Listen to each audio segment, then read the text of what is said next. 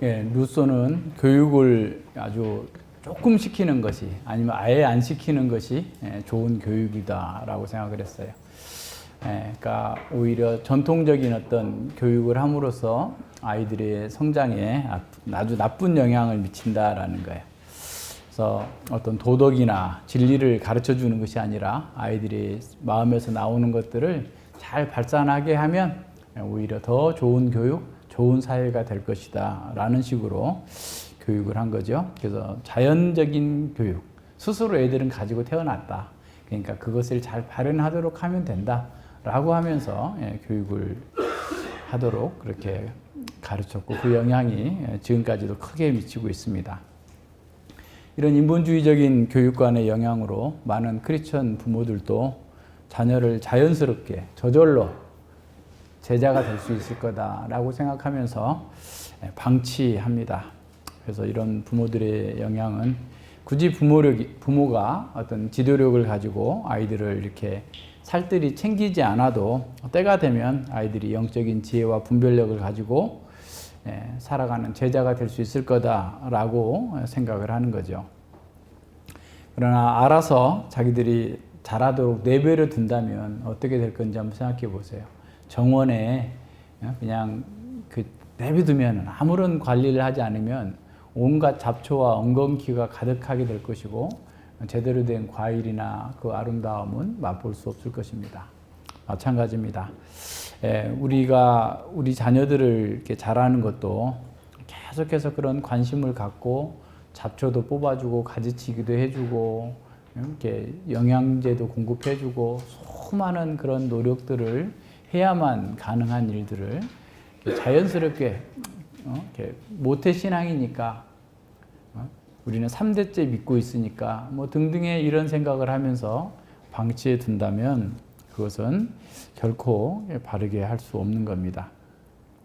가족을 영적으로 자라게 하는 일 또한 진지하게 고민하고 좋은 계획과 목표를 세우고 정말 과수원 농사를 시작하는 그런 사람처럼 아주 세밀하게 준비해서 그렇게 해야만 됩니다. 그것이 없이 그냥 마구잡이로 그냥 사과나무 심어놨으니까 사과가 저절로 열리겠거니 하고 놔두면 그게 열리긴 열리겠지만 제대로 먹을 수 있는 사과가 열리겠어요? 그렇게 안 되는 것과 마찬가지입니다. 오늘은 제자 훈련의 장으로서의 가정을 한번 찾아보겠습니다. 지난주에 제자 훈련의 장으로서 교회를 봤다면 오늘은 제자 훈련의 장으로서의 가정입니다. 그래서 이 가정은 자녀들만 제자로 만드는 게 아니라 부모도 제자로 만드는 훈련의 장입니다. 그래서 거의 모든 사람이 이 제자 훈련을 통해서 제자로서 더 성숙해지고 온전해지는 거죠. 우리가 결혼할 때 자녀를 낳기 전에 또는 뭐 이런저런 생각을 하지만 굉장히 막연하게 생각을 하잖아요. 제대로 준비도 안 된 상태에서 결혼했고 부모로서 준비도 안 된 상태에서 부모가 됐고 그래서 이제 자녀를 키우다 보니까 그냥 교회만 나왔지 이런저런 세상의 방식들 다 동원해가지고 이렇게 하면서 그냥 좌충우돌하면서 자녀를 키운 것이 사실은 우리들이었습니다. 그래서 우리는 이런 가정에서 우리 자녀를 제자로 키우는 그런 훈련을 통해서 자녀와 부모가 함께 제자로 사는 길을 한번 찾아보고자 합니다. 우리는 대부분 실패했습니다. 아무리 잘했어도 실패했어요. 실패한 것도 우리는 인정해야 됩니다. 숨기고 감추려고 하면 성장할 수 없습니다. 어쩌면 우리가 실패한 것은 당연하다라고 하는 것을 인정해야 돼요. 어둠 가운데 있었기 때문에 그런 거죠. 그래서 우리는 실패를 인정하면서 어떻게 하면 또 다른 실패를 하지 않을까. 지금 현재 있는 상황에서라도 끝까지 우리가 할 수 있는 일을 해야 되지 않을까라고 하는 생각을 하면서 봐야 됩니다. 우리의 실패는 우리의 어리석음, 우리의 연약함, 또 우리가 그만큼 넘어지기 쉬운 존재라는 사실을 뼈저리게 느끼면서 하나님을 의존해야 된다라는 사실들을 깨닫는 그런 기회가 됩니다.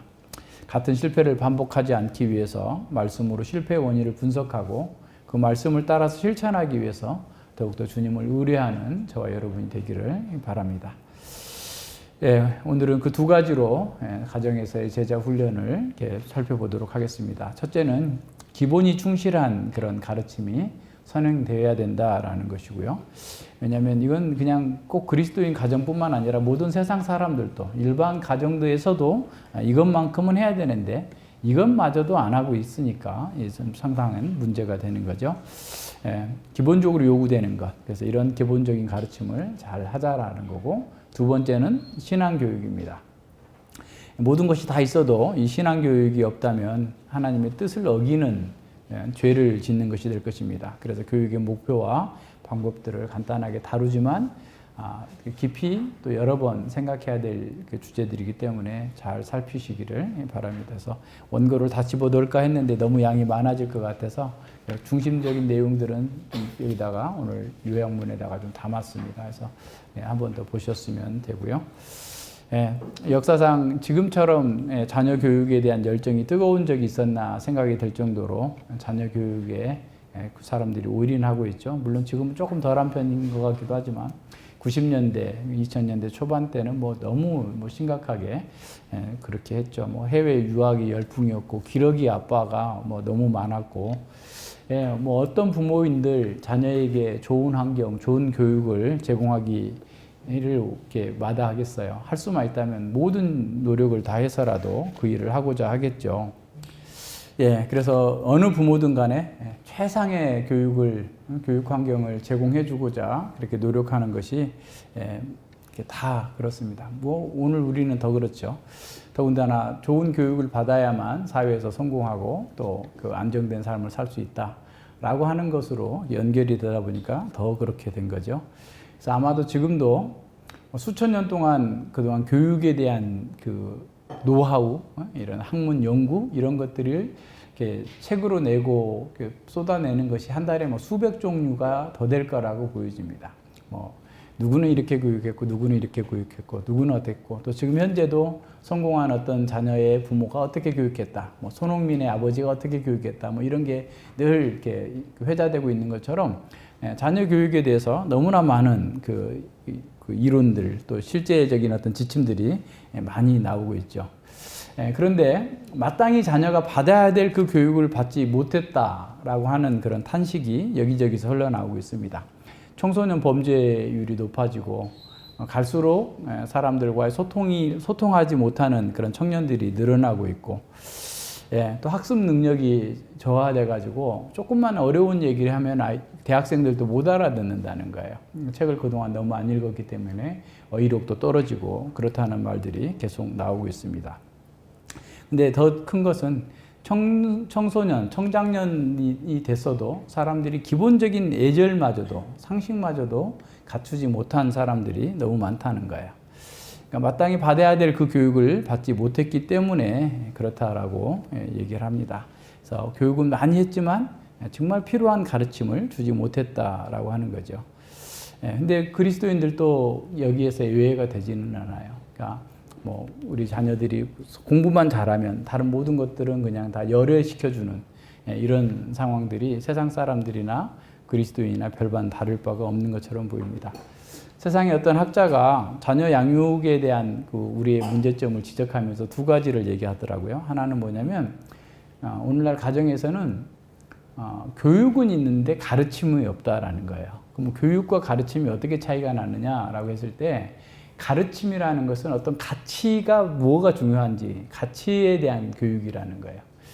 근데 교육은 그냥 학과 공부를 국영수를 그냥 되풀이해 주는 그런 방식의 교육. 그러니까 그런 세상의 공부, 학과 공부는 열심히 시키면서 무엇이 진정한 가치인가? 인생을 정말 행복하게 하고 만족하게 하는 것은 무엇인가에 대한 그 가치를 전혀 가르치지 않고 있다라는 거예요. 그래서 이제 자기 친구들도 의사고 대학 교수고 다 성공했는데 행복하지가 않다는 거야. 그걸 성취하면 그 다음 단계 성취를 또 계획하고 성취가 하나 이러면서 계속 어떻게 보면 불행한 삶을 살고 있다는 거죠. 그러니까 이 일이 어떤 가치가 있는지를 알지 못하고서 계속 어떤 성취 중심의 일만 하고 있다라는 겁니다.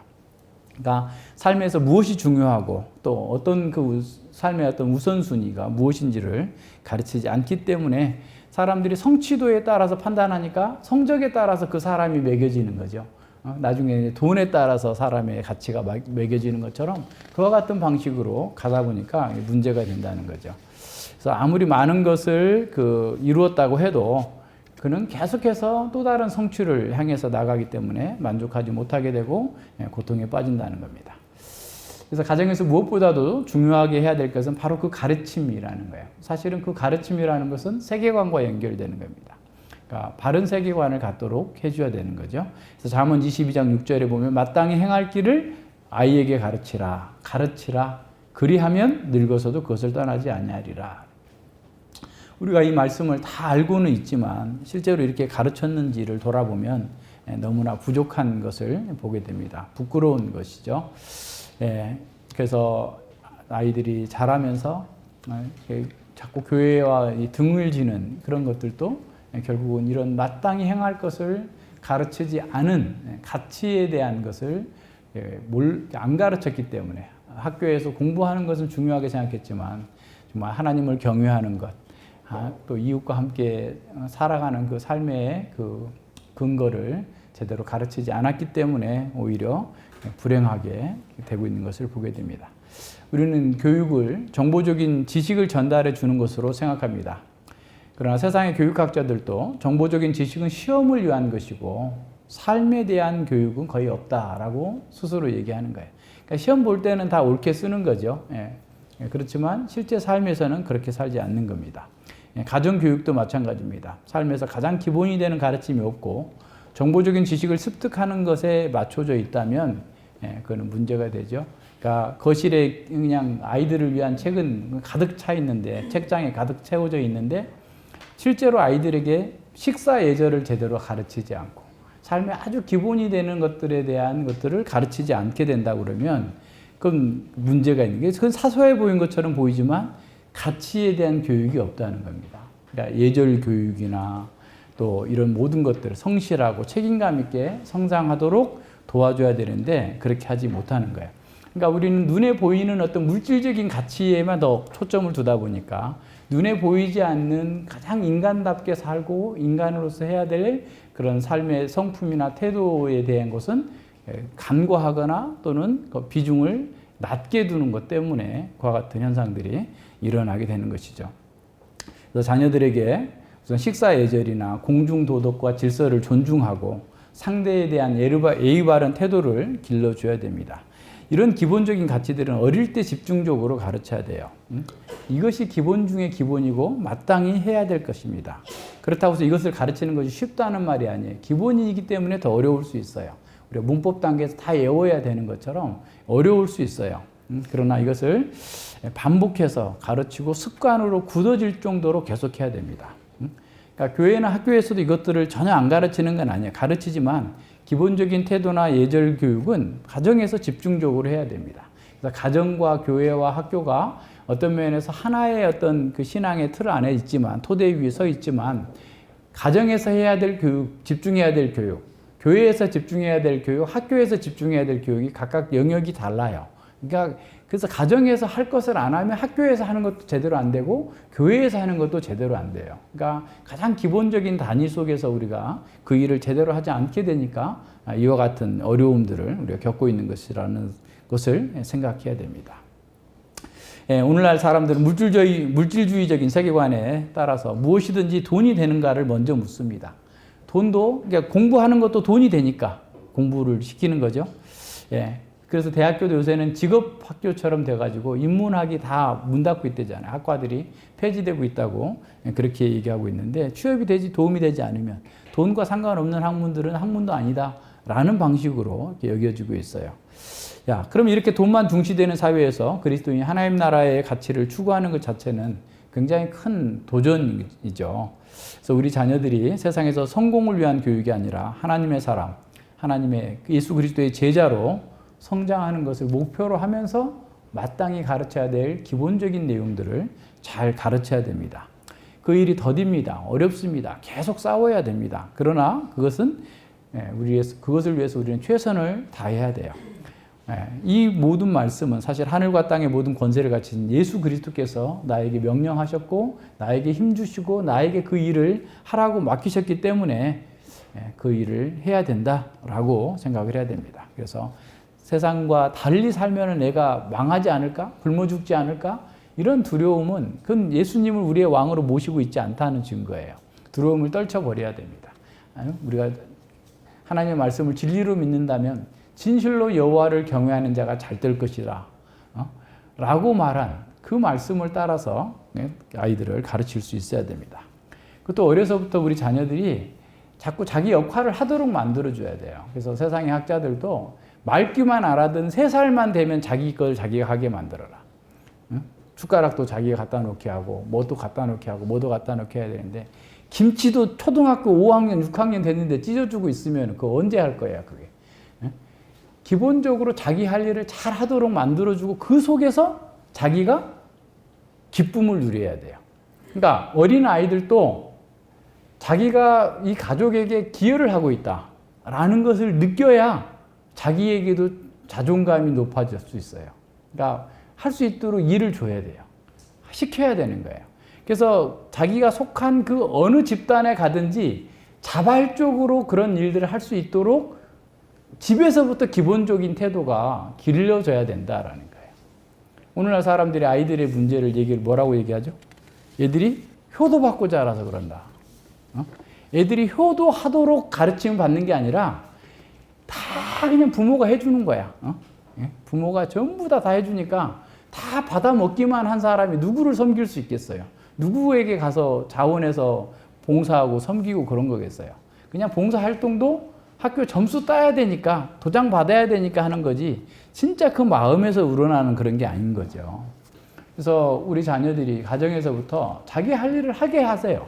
자기 할 일도 못하면은 밥숟가락 뺏어. 죽을까 봐서 못해요? 하면 할 수 있는데 안 하니까 못하는 거예요. 그죠? 예.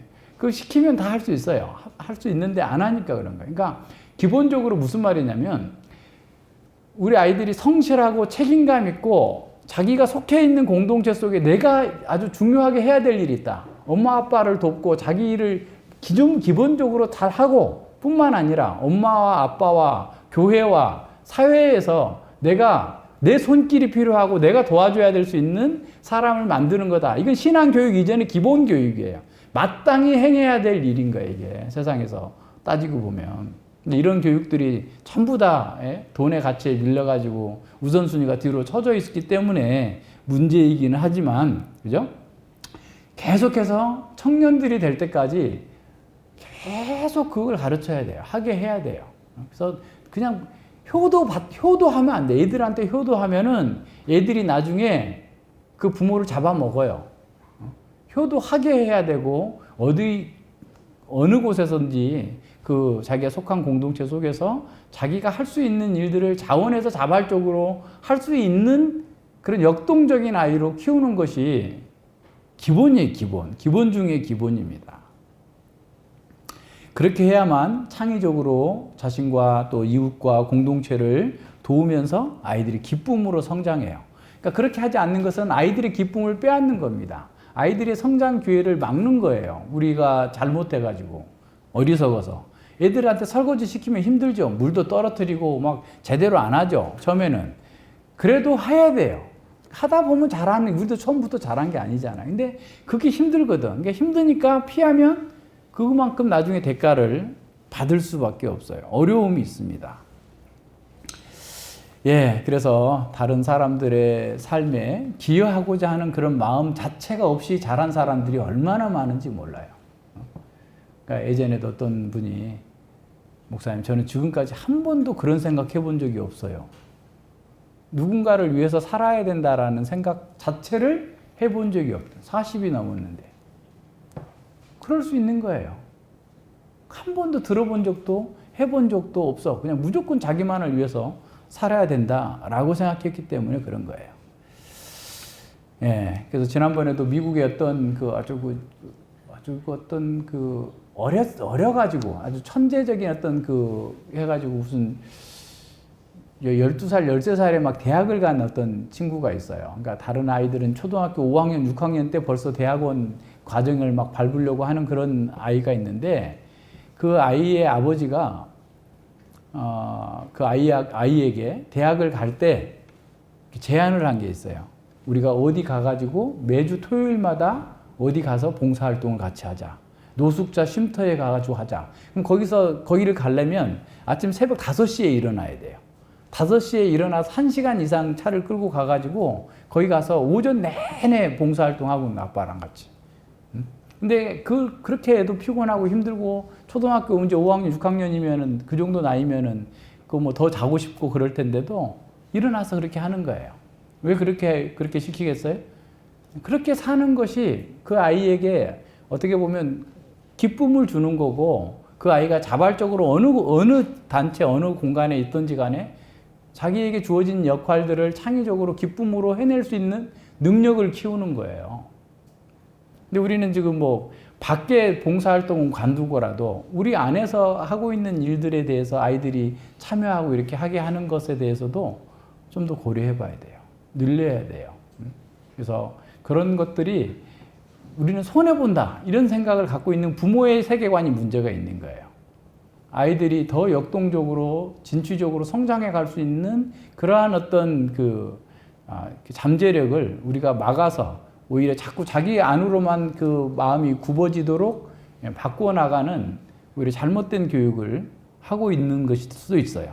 그러니까 잘 생각해야 됩니다. 그래서 우리 자녀들이 어디에 있든지 간에 신뢰하고 정직하고 책임감을 갖고 공동체 속에서 자기가 할 수 있는 일들을 최선을 다해서 기여하는 사람으로 만들어줘야만 돼요. 그게 기본적인 가르침입니다. 정직하고 성실하고 책임감 있고 다른 사람들을 돕는 그런 사람으로 살아가는 사람, 그것이 사실 여호와를 경외하는 사람이 되기 위한 기본적인 단계다라고 하는 사실을 기억해야 됩니다. 그래서 여호와를 경외하고 여호와의 말씀을 따라서 이웃을 섬기고자 하는 그런 열망을 품도록 기본적인 교육들을 해야 됩니다. 이런 것들도 한번 잘 생각해 봐야 돼요. 우리가 뭐 여러 가지 어린이 자녀들 교육과 관련해서 이런저런 책들을 봤지만 저도 이번에 다시 한번 이렇게 넘겨보고 이렇게 찾아보고 이렇게 봤는데 우리가 그렇게 봤던 책들을 얼마나 소화시키고 얼마나 실천하고 있는가. 그거 할 때는 이렇게 해야 되겠다 저렇게 해야 되겠다 해놓고 덮어놓고 또 이제 그냥 옛날처럼 똑같이 하고 있는 것은 아닌지 한 번 더 돌아봐야 돼요. 가치 있는 일일수록 힘듭니다. 그리고 그 일이 과정이 쉽지 않아요. 어려워요. 오래 걸릴 겁니다. 그래도 그 일은 계속 해야 돼요. 자녀 양육은 가장 가치 있는 일이기 때문에 어떤 면에서 가장 힘들고 가장 어려운 과정을 통과해야 되는 일이에요. 그렇지만 그것을 피하지 말고 인내하면서 힘써서 그 일을 해내야 됩니다. 그런 과정을 통해서 부모는 자녀로서 부모 또한 제자로서 성장하게 되는 거예요. 그리고 하나님의 형상으로 점점 더 빚어져 갑니다. 두 번째는 이제 제자를 만드는 겁니다. 하나님이 모든 부모에게 주신 가장 중요한 사명은 우리 자녀들을 제자로 만들라라는 것입니다. 예수님께서 분부한 모든 것을 가르쳐 지키게 하는, 그래서 그리스도의 형상을 담게 하는 것이 부모의 소명입니다. 부르심입니다. 그래서 교회는 각 가정이 이 사명을 잘 감당하고 있는지를 살피고 도움이 필요하면 함께 도움을 주면서 성장하도록 이끌어 주어야 됩니다. 우리는 할 수 있는 일과 해야 할 일들에 대해서 최선을 다해야 됩니다. 물론 우리가 최선을 다했다고 해서 우리 자녀가 구원받는다고 보장할 수 없습니다. 우리 어린아이도 우리 어린아이의 구원 또한 사람의 의지나 노력에 달려 있는 것이 아니라 하나님의 자비에 달려 있습니다. 그래서 자녀의 구원이 부모의 양육 여부에 달려 있다면 아무도 구원받는 것은 불가능할 것입니다. 우리가 잘해서 자녀가 구원받는 것도 아니고 자녀가 그 양육에 잘 따라줘서 구원받는 것도 아닙니다. 구원받는 것은 오직 하나님의 은혜로 말미암은 선물입니다. 그러나 하나님은 우리 같은 부모가 없이도 우리 자녀들을 구원할 수 있지만 우리 같은 보잘것없는 부모를 사용하셔서 우리 자녀를 구원해서 하나님을 아는 자로 자라게 하시는 일에 우리를 참여케 하십니다. 따라서 이렇게 놀라운 특권에 참여하는 것에 대해서 감사하면서 그 일을 감당해야 됩니다. 하지만 먼저 우리가 기억해야 될 것이 있습니다. 우리가 믿는 가정의 자녀들이 다 하나님을 아는 것은 아니다라는 것도 기억해야 됩니다. 우리 자녀들 중에도 우리 주님을 거스리고 도망가는 탕자와 같은 상태에 있는 일이 있을 수 있습니다. 이는 부모된 우리에게 가장 아프고 고통스러운 현실입니다. 그러나 하나님은 또한 누구도 구원하지 못할 사람은 없음을 기억해야 됩니다. 여호와의 손이 짧아 구원하지 못하심이 아니요 귀가 둔하여 듣지 못하심도 아니다라고 말씀하셨습니다. 인내하면서 긍휼과 자비를 바라면서 기도해야 됩니다. 자녀가 구원을 얻기 위해서 우리가 의지해야 될 것은 자비롭고 은혜롭고 노하기를 더디하시고 인자와 진실이 많은 그 하나님 뿐이십니다. 하나님 모든 사람이 구원 얻기를 바라시고 죄인 한 사람이 돌이킬 때 하늘은 기쁨으로 충만케 된다고 말씀하십니다. 자녀를 구원하는 것 또한 이건 하나님의 고유한 주권에 달린 겁니다. 우리가 어떻게 해서 그걸 바꿀 수 있는 것은 아닙니다. 최선을 다했어도 자녀가 아직 돌아오지 못하고 있다면 자책하지 말고 은혜 베풀어 주시기를 기도해야 됩니다. 우리에게는 그리스도의 십자가 외에는 어떤 자랑도 희망도 없습니다. 자녀로 인해서 자랑하는 것도 낙심하고 자기 연민에 빠지는 것도 금물입니다. 우리를 구원하신 하나님 아버지께서 우리 자녀를 친히 이끌어 주시기를 기도하면서 그 일을 위해서 우리가 사용되기를 소망하며 간절히 기도해야 됩니다.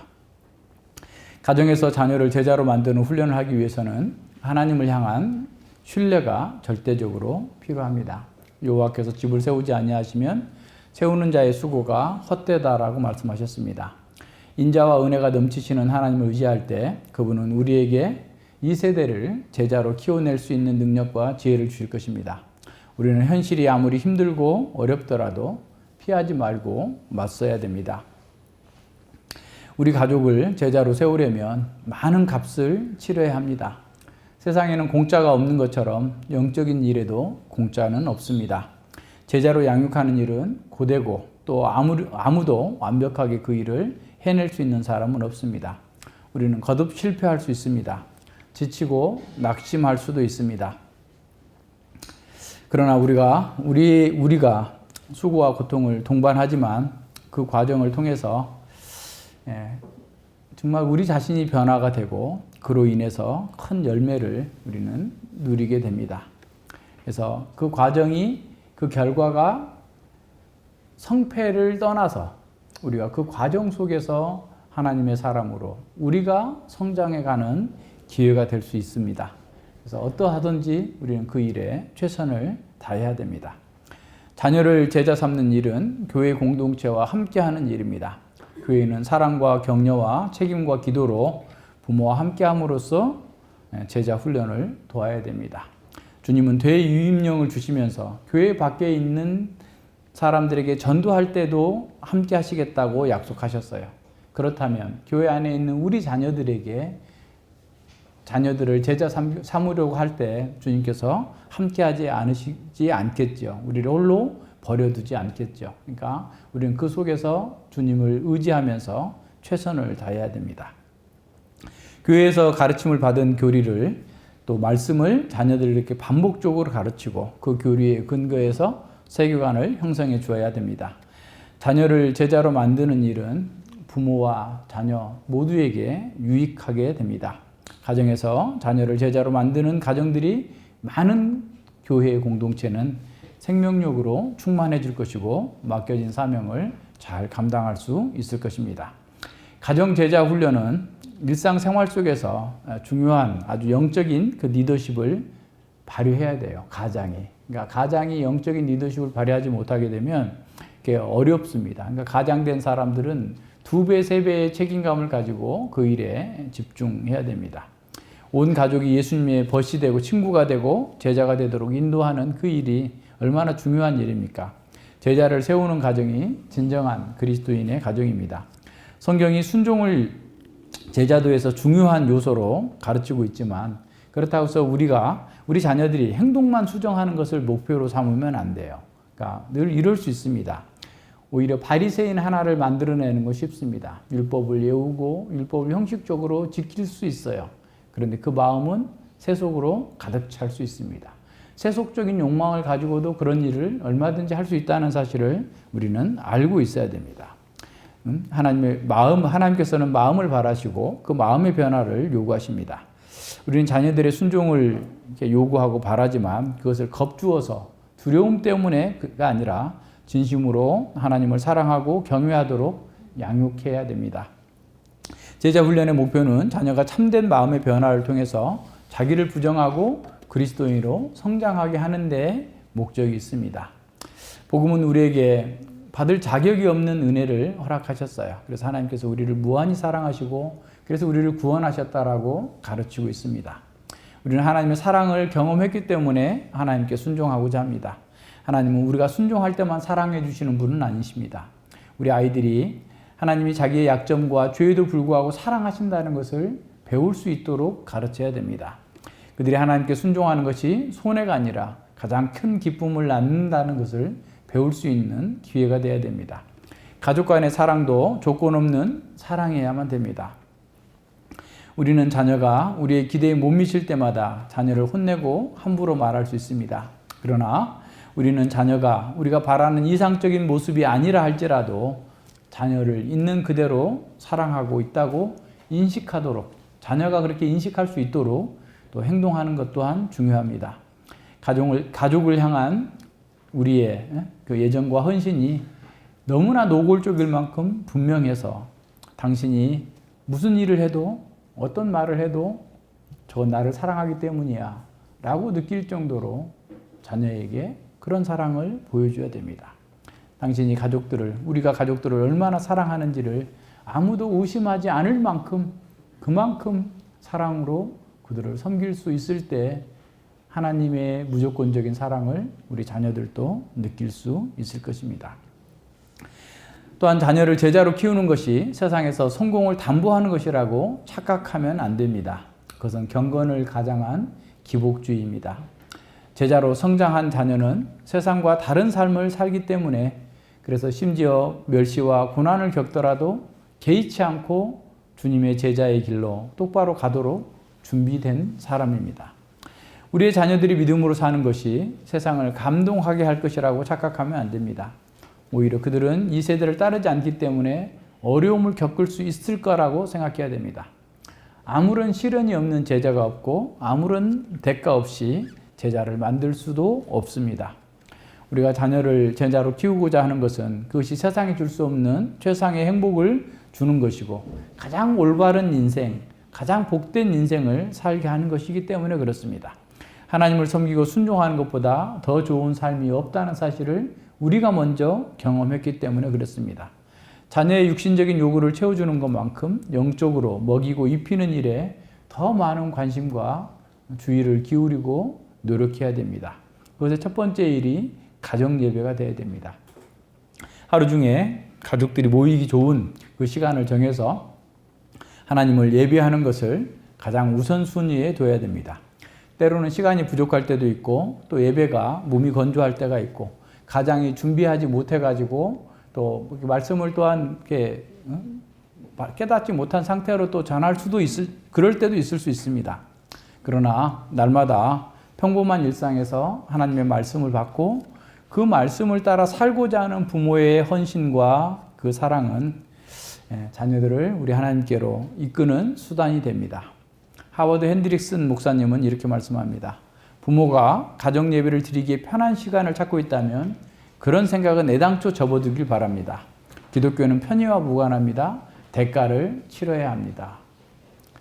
그 정도로 각오가 돼 있어야만 가정 예배가 가능하다고 그랬죠. 전에 얘기했죠. 한 10여 년 전에 한국에 있는 목사님이 영국의 개혁교회 목사님 가정을 찾아간 거예요.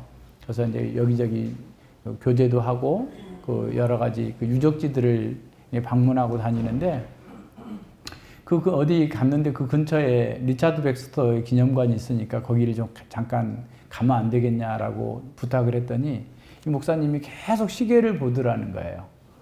그러더니 고민하면서 안 되겠다고 다음에 가자고 하고 집에 와서 그래서 집에 오면 무슨 큰일이 있는가 보다 라고 생각을 했는데 홈스쿨링 하는 아이들과 가정 예배하는 시간을 지키려고 2만 킬로 넘게 날아간 한국에 있는 목사님이 요청하는 것도 안 된다고 하고 아이와의 그 약속, 하나님을 예배하는 그 시간을 지키려고 그렇게 한 것을 보고 깜짝 놀랐다라고 얘기하세요. 그러니까 이런 마음을 가져야 됩니다. 이런 핑계 저런 핑계 찻대고 pot대고 다 하고 나면 일주일에 한 번 하다가 이제 한 달에 한 번 하다가 이제 뭐 1년에 한두 번 하는 것으로 가정 예배했다라고 스스로 생각할 수 있어요. 결단하고 저녁 시간이면 저녁 시간, 아침 시간이면 아침 시간 정해서 분명하게 그 일을 해야 됩니다. 우리는 바울 사도가 내가 그리스도를 본받는 자가 된 것 같이 너희는 나를 본받는 자 되라 라고 말씀한 것처럼 가정에서 영적인 리더십을 발휘하기 위해서 자녀들에게 그렇게 잘 할 수 있어야 됩니다. 그래서 영적인 리더십을 세우는 것은 부모로서 해야 될 최우선적인 과제입니다. 무엇보다도 자기 영혼을 잘 돌보는 것이 먼저입니다. 부모의 영적인 건강은 가족 전체의 영적인 건강에 절대적인 영향을 미치게 됩니다. 그 일을 위해서 부모는 영적 전투에 임하는 마음으로 치열하게 정말 싸우고자 하는 그런 자세를 가지고 그 일에 헌신해야 됩니다. 어떤 대가를 치르더라도 우리 자녀가 하나님을 사랑하고 섬기는 데서 오는 그 기쁨과 행복을 누릴 수 있도록 전심으로 노력을 해야 됩니다. 신명기 6장 4절로 9절에 있는 말씀처럼 하나님을 사랑하고 그 사랑을 또 우리 자녀들에게 길에 있었든 집에 있었든 어디에 있었든지 간에 늘 가르치겠다라고 하는 방식으로 다짐하면서 살아가야 됩니다. 그러나 가족을 영적으로 인도하는 일은 군림하는 것이 아니라 섬기는 겁니다. 참으로 제자된 부모는 자신이 아닌 가족을 전심으로 섬기는 사람이야만 합니다. 남편이 아내를 인도한다는 것은 아내를 섬긴다는 의미입니다. 부모가 가족을 인도한다는 것은 가족을 섬긴다는 의미입니다. 우리는 섬김으로써 인도해야 됩니다. 그런데 우리는 가부장적인 사회에서 태어나서 자랐고 또 그런 교육을 받았기 때문에 섬김으로 인도하기보다는 권위를 앞세워서 아이들 위에 군림하려고만 합니다. 돌봄을 받는 사람의 필요를 파악하고 희생적으로 채워주려는 그 일을 바로 가장이 해야만 합니다. 가정에서 자녀와 가족들의 영적인 필요를 잘 살펴서 그에게 맞게 적절한 영적인 필요를 공급해 줄 수 있어야만 합니다. 가장은 제자 훈련에 가장 적합한 문화를 만들기 위해서 의도적으로 영적인 분위기를 조성하려고 해야 돼요. 그래서 어떤 목사님 가정은 가족 사명 선언서를 하나 만들어서 액자에다가 집에 가장 잘 보이는 곳에 뒀다고 그래요. 그 사명 선언서가 우리 가족은 최선을 다해 하나님을 알고 전하며 우리가 하는 모든 일에서 하나님께서 영광 돌릴 것을 다짐합니다. 매일 이런 선언을 해야 돼요. 생명나무 학교에서도 사명 선언서 가지고 맨날 해야 돼요. 그런 것을 하다 보면 그게 아이들 속에 스며들게 되고 그 생각 속에서 이렇게 남게 돼요. 그거 없이 그냥 살면 계속 자기 방식대로 가는 거죠. 그래서 사명에 근거해서 살다 보면 이것이 하나님께 영광이 되는 건가? 이것이 하나님께서 기뻐하실까? 이것에 어떤 근거에 맞춰서 삶의 우선순위를 정할 수 있게 되고 그것에 근거해서 우리 자신을 살필 수 있게 되기 때문에 그렇습니다. 가정에서 우리가 최선을 다해도 우리의 준비가 부족해서 때로는 우리의 죄 때문에 갈등이 생길 수도 있고 실패할 수도 있습니다. 어느 가정에서나 이런 일을 발생할 수 있습니다. 사랑하는 자녀가 부모의 권위를 완전히 무시하기도 하고 죄가 자녀의 삶을 망가뜨리기도 합니다. 이런 상처로 인해서 우리는 큰 타격을 입기도 합니다. 그러나 분명한 것은 예수 그리스도의 은혜로 사랑 안에서 그 사랑을 통해서만 서로 용서하고 화해할 수 있다는 사실을 기억해야 됩니다. 날카로운 도구로 베인 상처는 그 흉터는 오래 남지만 고통은 오래 가지 않습니다. 그리고 더 중요한 것은 이 죄는 가정에 고통을 주지만 하나님의 은혜는 그 죄의 파급 효과를 압도할 정도로 크다라는 사실을 기억하고 은혜에 집중해야 됩니다. 제자 훈련 과정에서 갈등이 발생할 수 있습니다. 부부 간에도 갈등이 있을 수 있고 부모와 자녀 간에도 갈등이 있을 수 있습니다. 그러나 그 갈등 자체가 다 죄는 아닙니다. 때로는 그 갈등은 나름의 역할을 합니다. 그래서 무조건 갈등이 나쁘다라고만 생각하지 말고 죄를 짓지 않으면서도 그 갈등을 풀어낼 수 있는 그 갈등을 헤쳐나갈 수 있는 그런 지혜를 구하고 그 방법들에 어떻게 보면 좀 더 집중할 수 있어야만 됩니다. 그러니까 우리가 갈등이 있을 때 인간적인 육신적인 방법이 아니라 하나님의 말씀에 비추어서 그것을 어떻게 풀어나갈 것인가 라는 것을 생각하고 기도하면서 더 오히려 갈등으로 인해서 더 나은 방법을 찾고 더 좋은 길을 찾아가는 것들 또한 제자로서 살아가는 것의 하나의 방법이고 노하우다라고 생각을 해야 됩니다. 부모인 우리의 죄로 인해서 실패할 때도 많습니다. 그때 우리는 그것을 감추려 하지 말고 죄를 솔직하게 고백하고 그리스도께로 돌아와서 회개하고 용서를 확신하는 그런 모습을 보여주면 됩니다. 회개는 제자 훈련의 출발지입니다. 회개로부터 시작하잖아요. 회개하라 천국이 가까이 왔느니라. 회개로부터 시작하면 됩니다. 가족에게 자신의 부족하여서 잘못한 것이 있다면 솔직하게 인정하면 됩니다. 자책하지 말고 용서를 구하고 떨치고 일어나서 책임감을 회복하기 위해서 기도하고 다시 그들에게도 기도를 부탁하면 됩니다. 이렇게 할 때 제자가 실패했을 때 낙담하거나 세상의 방식으로 그 문제를 풀려고 하지 않고 회개하고 또 경건하게 어떻게 주님께 나아가는지를 아이들이 배울 수 있는 기회가 됩니다. 아이들에게 완전한 부모가 필요한 것이 아닙니다. 자녀들은 불완전하기 짝이 없는 가족들이 우리 부모가 어떻게 완전하신 하나님을 따를 수 있는지를 배우게 됩니다. 자녀들이 우리의 허물을 본 것을 회피하지 말고 항상 회개하면서 하나님께 영광 돌리고자 하는 그런 모습을 우리 자녀들에게 보여주면 됩니다.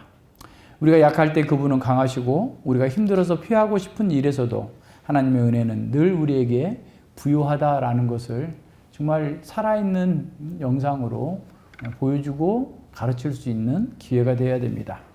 제자 훈련의 모든 과정에서 우리는 기도해야 됩니다. 우리 중 어떤 사람은 기도하는 것 자체가 어렵다고 말합니다. 그렇습니다. 어렵습니다. 그러나 그럴 때에도 망설이지 말고 기도하는 거 어렵습니다. 하나님, 저에게 기도의 영을 부어 주시옵소서. 기도할 수 있는 시간을 확보하게 해 주시옵소서. 기도할 수 있는 제 마음의 상태를 이끌어 주시옵소서라고 기도해야 됩니다. 그리고 우리 앞에 있는 현실의 어려움과 제자 만드는 그 과업에 필요한 그 지혜와 능력을 우리는 구할 수 있어야 됩니다. 기도는 제자 훈련의 중심이 되어야 됩니다. 온 가족이 한 목소리로 기도하고 찬송하고 감사하며 우리의 죄를 아뢰고 우리의 필요를 채워달라고 간구하는 것, 이것이 꼭 필요합니다. 함께 기도하는 걸 통해서 자녀들은 자연스럽게 기도하는 법을 배울 수 있습니다. 이런 과정이 매일 반복될 때 우리와 우리 자녀들은 함께 성장하게 될 것입니다. 가정 예배는 말씀과 기도 외에도 복음을 실천하는 기회를 만들어야 한다는 것을 우리에게 가르쳐 줍니다. 진리는 순종을 통해서 터득할 수 있습니다. 그래서 우리가 진리 위에 더 굳게 서게 됩니다. 예수님이 말씀하신 대로 이웃과 교회를 섬기는 일을 함께 하는 것에서 우리는 기쁨을 맛볼 수 있어야만 합니다. 이 일을 위해서 영적인 리더인 가장은 연간 계획을 세우고 그 목표를 실현할 수 있도록 세부 방안도 만드는 것도 필요합니다. 건물을 짓기 전에 설계도를 만드는 것처럼 일정한 계획을 세우는 거죠. 초등학교 2학년인 우리 아이에게는 뭘 해줘야 되겠고 6학년인 뭐 해야 되고 중학생인 아이에게 뭘 해야 된다라고 하는 어떤 로드맵을 가지고서 매월 이 일을 위해서 어떻게 아이들을 돕고 또 그들을 섬길 수 있을 것인지를 생각하고 아니면 또 같이 의논하면서 그런 일들을 할 수 있도록 해야만 됩니다.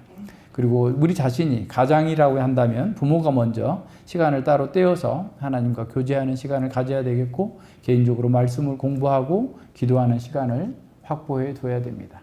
그러니까 부모인 아빠는 내일 내가 가정예배 본문을 설명해야 된다 그러면 오늘 미리 하루 이틀 거를 미리 좀 공부해서 그걸 가지고 묵상하고 우리 가족에게 적용할 수 있을 때 어떻게 할 수 있을지를까지 생각하면서 미리미리 준비하는 그런 자세와 시간과 이런 것들을 확보해야만 그게 가능한 겁니다. 페넬롱이라고 하는 이분은 그 프랑스 신부 16세기, 17세기 신부였는데 이런 말을 했습니다. 그 사랑을 발견하려면 당신의 사랑을 버리라. 가장 중요한 연인을 발견하려면 당신의 연인들을 버리라. 당신이 사랑할 수 있는 단 한 분을 발견하려면 당신이 사랑하는 모든 것을 버려야 한다라고 말했습니다. 그러니까 예수님께서 하신 말씀이죠. 풀어서 말한 거죠. 자기 가족들보다 나를 더 사랑해야 된다라고 라고 말씀하신 거죠. 자기 자신보다도. 예, 우리가 자녀를 제대로 사랑하려면, 사랑하고 싶죠? 그러려면 제대로 하나님을 사랑해야 됩니다.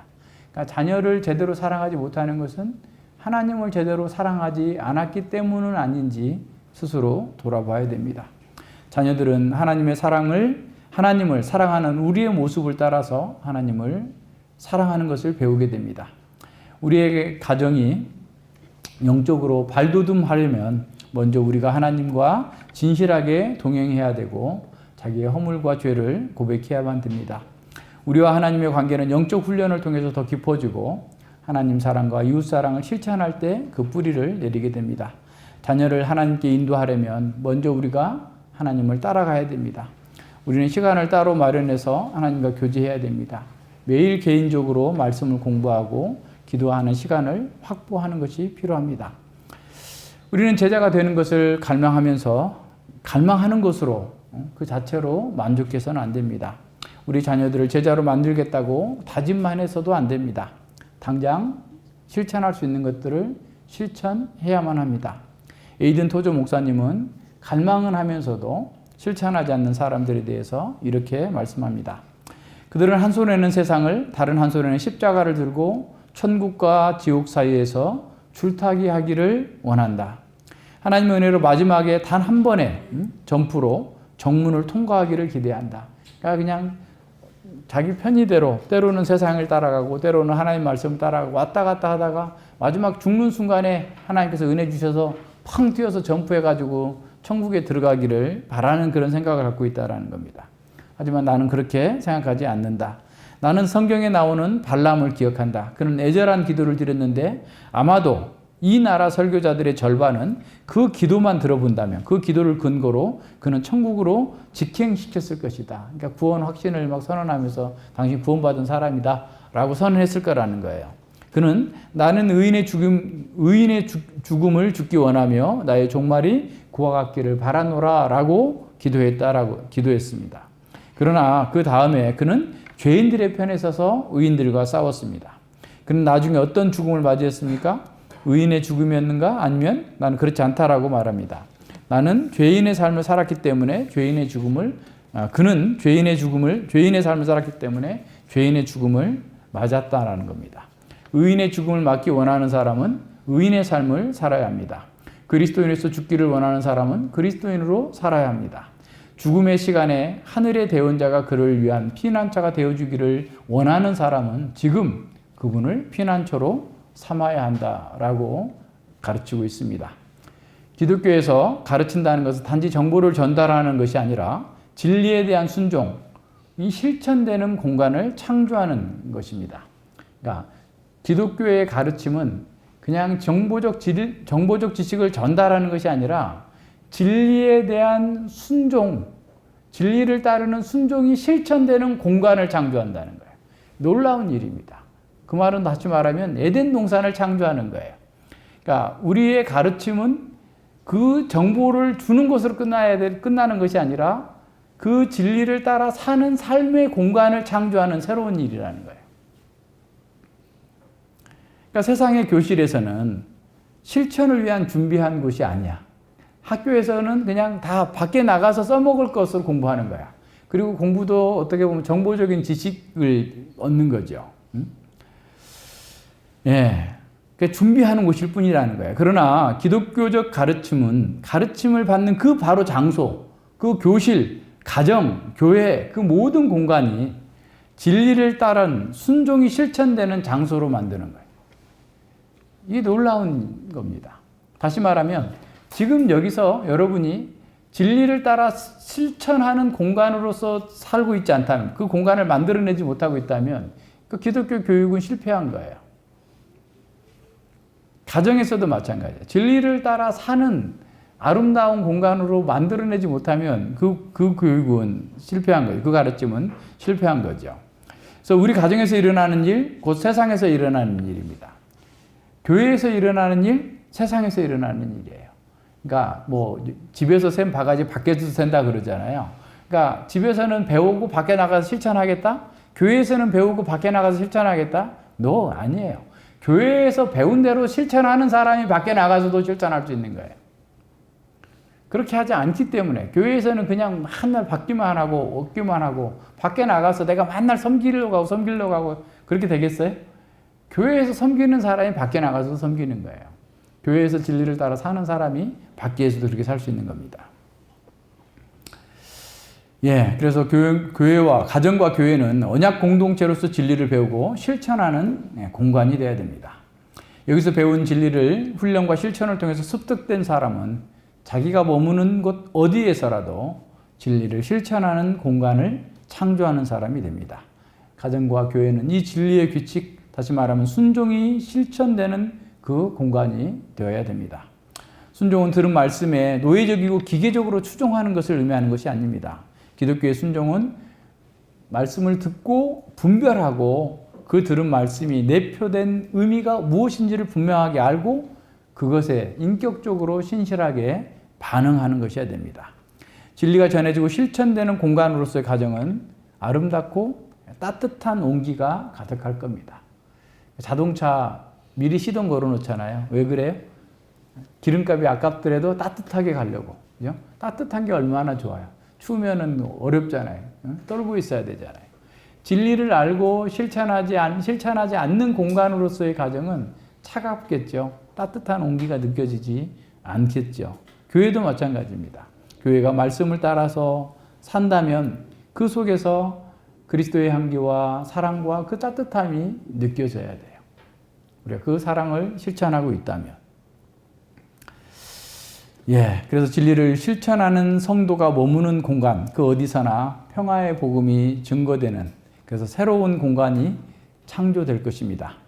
여러분, 지금 시골에 가는 우리 형제 자매도 있고, 또 지금 이제 부모님들 댁에 또 찾아가야 될 분들도 있는데, 여러분이 가는 곳, 그곳에서 진리가 실천되는 공간이 되고, 새로운 생명이 창조되어지는 은혜가 있기를 원합니다. 그래서 우리 자녀들을 제자 훈련을 시키는 것은 우리가 제자 되는 거예요. 제자로서 성숙해지는 거예요. 그리고 우리가 하나님 나라의 복을 누리는 방법이에요. 이걸 어렵다고 피하려고 해서는 안 됩니다. 어떤 대가를 치르더라도 최고의 것을 버리더라도 우리는 그 일에 최선을 다해서 해 나가야 됩니다. 그래서 가정에서 교회에서 제자로 사는 사람이 이제 가서 제자 삼는 일을 할 수 있는 자격을 갖추게 될 거다라고 하는 사실을 기억하면서 먼저 우리 가정, 우리 교회가 제자로서 또 진리를 구현하고 실천하는 새로운 공간을 창조해내는 그런 공동체로 세워져 나가기를 바랍니다. 기도합니다. 하나님 아버지 감사드립니다. 우리가 하나님께서 가정을 주시고 우리의 자녀를 주신 것은 참으로 주의 말씀으로 이 가정과 자녀를 또 우리가 제자가 되도록 하는 귀한 도구였음에도 불구하고 우리가 어리석고 무지하고 또 죄 때문에 말로는 진리를 가르쳤으나 실제로 주님의 사랑을 제대로 보여주지 못하고 나타내지 못하고 우리의 실수나 어리석음을 마치 그리스도의 것인 것처럼 우리 아이들에게, 우리 자녀들에게 잘못 전달한 것은 아닌지 심히 두렵고 회개합니다. 주님, 저희들의 어리석음을 용서해 주시고 이제 남은 생에 참으로 주님 앞에 갈 때까지 우리에게 주어져 있는 이 사명을 감당하기 위하여서 피 흘리기까지 싸우며 또 그 주님의 은혜 가운데에서 더 큰 공급하심을 바라고 믿고 인내하면서 우리에게 주어진 이 일을 진정으로 잘 감당할 수 있기를 원합니다. 교회의 모든 직분자들 또한 또 그 가정들 또한 각각의 그 가장들이 주의 말씀 안에 사로잡혀서 참으로 우리의 약함과 어리석음이 있다 할지라도 주님의 궁휼하심을 믿고 더 감사함으로 우리에게 주어진 일을 힘있게 감당하기 위해서 기도하며 나아갈 수 있도록 인도하여 주시고 우리 자녀들이 지금 현재 그 자리에 어디에 있든지 간에 주님의 사랑 안으로 돌아올 수 있도록 이끌어 주시고 또 어린 자녀들을 또 하나님의 말씀으로 마땅히 행해야 될 것부터 가르쳐서 주님의 제자로서 어디에 내놔도 참으로 주의 생명과 주의 은혜가 함께하는 그런 복된 자녀로 성장해 갈 수 있도록 그 일을 위해서 우리가 최선의 노력을 다할 수 있도록 함께하여 주시옵소서. 감사드리오며 예수님 이름으로 기도드립니다. 아멘.